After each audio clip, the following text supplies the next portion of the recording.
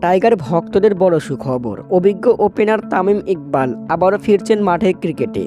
বিপিএলের আগেই NCL টি-20 league দিয়ে মাঠে ফিরছে খান সাহেব।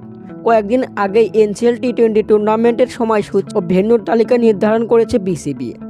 আগামী 11ই ডিসেম্বর থেকে এনসিএল টি-20 টুর্নামেন্টের পর্দা উঠছে। টুর্নামেন্টের ফাইনাল হবে 23শে ডিসেম্বর। গ্রুপ পর্বের সবগুলো ম্যাচই অনুষ্ঠিত হবে সিলেট আন্তর্জাতিক ক্রিকেট স্টেডিয়ামে। ফাইনাল ম্যাচ অনুষ্ঠিত হবে মিরপুর শেরেবাংলা ক্রিকেট স্টেডিয়ামে। বিপিএলকে সামনে রেখে এনসিএল টি-20 লিগে খেলতে নিজে থেকে আগ্রহ প্রকাশ করেছেন খান সাহেব। বুধবার গণমাধ্যমে তামিমের খেলা নিশ্চিত বলে জানিয়ে দেয় বিসিবির নির্বাচক হান্নান সরকার। এনসিএল টি-20 লিগে তামিম খেলবেন চট্টগ্রাম বিভাগের হয়ে, তবে পুরো টুর্নামেন্টের ম্যাচ খেলবেন না, কয়েকটা ম্যাচ খেলবেন তামিম। আগামী 30শে ডিসেম্বর থেকে শুরু হবে বিপিএলের 11তম আসর। বিডি নিউজ, হৃদয় হাসান।